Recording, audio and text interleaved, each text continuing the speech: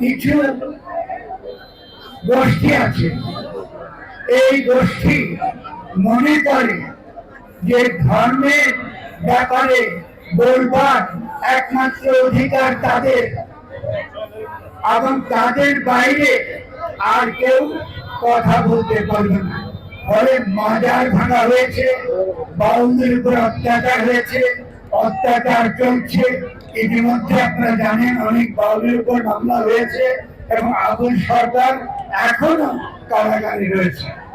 শুধু তাই নয়, আমরা এমনকি সনাতন ধর্মাবলম্বীদের মধ্যে আরেকজন সাধনার ধারা আপনারা চিন্ময় প্রভু, তিনিও এখনো পর্যন্ত কারাগারে আছে।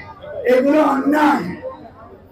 এই অন্যায়গুলো থেকে আমাদের সমাজকে মুক্ত হতে হবে, রাষ্ট্রকে মুক্ত হতে হবে। এটা ছাড়া আমাদের সমাজের মধ্যে আমরা প্রীতি, ভালোবাসা, মহব্বতের মধ্য দিয়ে যে গড়ে তোলা, সমাজকে নতুন করে গড়ে তোলা, এটা আমরা কখনো করতে পারবো না। আমাদের মধ্যে বিভেদ তৈরি করে রাখবে, তারা মাজার ভাঙবে, মাজার ভেঙে আমাদেরকে প্রমাণ করবে একদম যে মাজারে সব ধর্ম বিরোধী। ইসলামিক কোথায় মাজার ভাঙা আছে?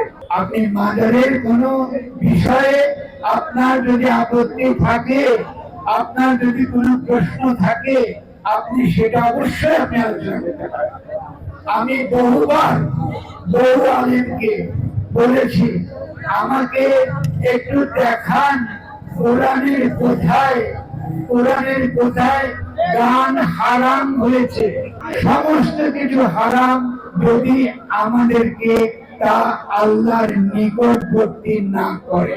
যা কিছু আমরা করি যদি তা আমাকে আল্লাহর কাছ থেকে দূরে সরিয়ে যায়, এটা হারাম। কিন্তু যে গান, যে সঙ্গীত যদি আমাকে আল্লাহর নিকটবর্তী করে, এটা তো কোরআনের কোন আয়াত নাই।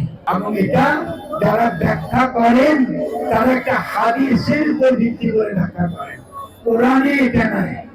ফলে এই কথাটা আমরা যদি পরিষ্কার বুঝি, তাহলে আমরা যদি মনে করি যে গান শুনলে বা বাউল গান শুনলে আমার মন অন্যদিকে চলে যায়, তো আপনি শুনবেন না, অসুবিধা হবে। মাজারকে যখন আপনি ভাঙতে যান, এটা ফৌজদারি অপরাধ, এটা ইসলামের দৃষ্টিতে অপরাধ। কারণ সহি, আমি একমাত্র সঠিক ধর্ম করি আর অন্যেরটা মিথ্যা ভুল, এটা বিচার করবার ক্ষমতা আল্লাহ মানুষকে দেয় নাই। একমাত্র যিনি তার মানুষ হিসেবে তার অধিকারী ছিলেন, তিনি ছিলেন আমাদের নবী হযরত মুহাম্মদ সাল্লাল্লাহু আলাইহি ওয়াসাল্লাম। তার ওফাতের পরে আমরা জানি তিনি আখেরি নবী। যারা নবীর দায়িত্ব কাঁধে নেয়, নিজেকে নবী বলে জাহির করে এবং মাজার ভাঙে, যারা খোদার দায়িত্ব নিজের হাতে নেয়, তাদের সঙ্গে ইসলামের সম্পর্ক। ফলে মাজার ভাঙার বিরুদ্ধে আপনারা জানাবেন, এর সঙ্গে ধর্মের কোনো সম্পর্ক নেই।